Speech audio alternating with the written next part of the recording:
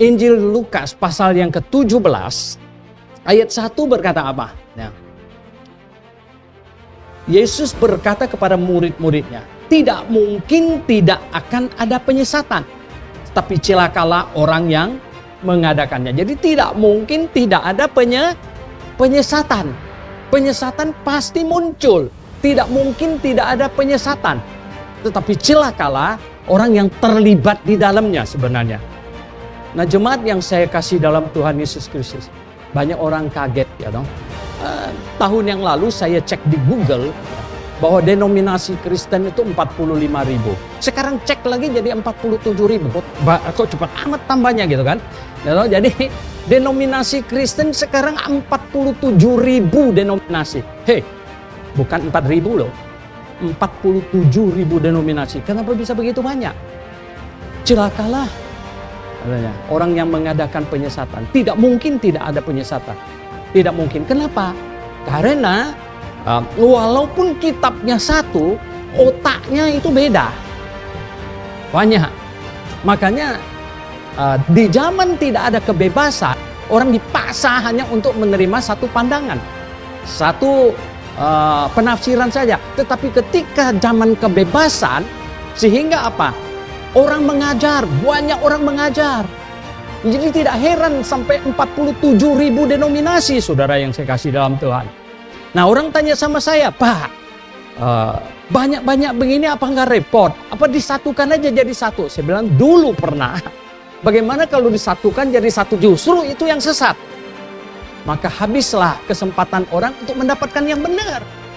Karena yang satu yang dipertahankan, justru yang satu itulah yang sesat.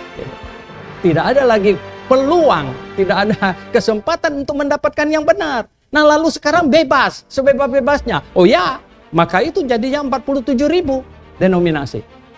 Nah, semua yang saya kasih dalam Tuhan, dengan begitu banyaknya gereja, begitu banyaknya pengajaran, ya, maka ya, memaksa orang mau tidak mau harus berpikir mana yang benar dan mana yang salah.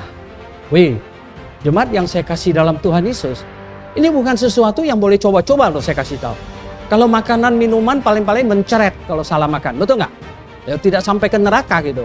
Tapi kalau masalah iman ini, saya kasih tahu ya, Anda jangan main-main.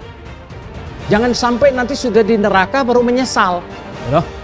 Ada orang bilang begini, ya sekarang saya nggak usah banyak pikir, nanti tinggal Tuhan yang ngadilin aja. Tuh, kapan Tuhan mengadili?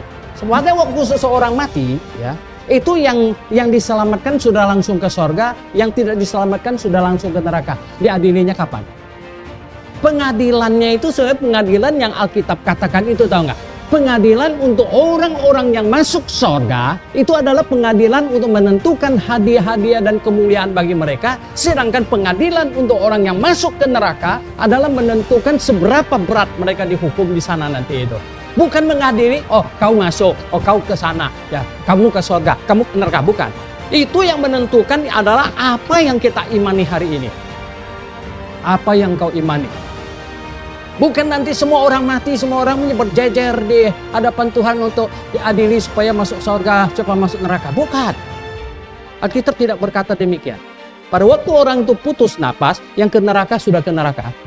Ya. Yang ke surga sudah ke surga. Nggak pakai tunggu pengadilan. Ada di dalam Alkitab pengadilan bema Kristus, itu untuk mengadili orang yang ke surga.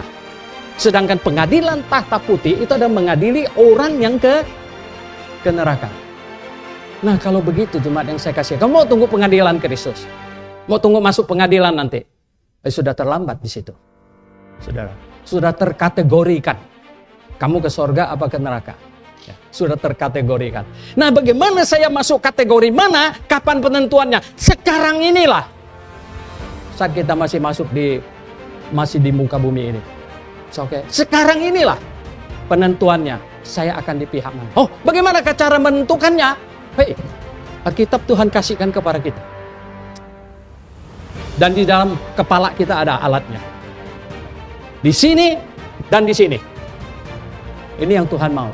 Supaya kita sungguh-sungguh menentukan. Supaya saya adalah yang menuju ke surga. Atau menuju ke neraka. Detik saya putus napas. bukan diadili.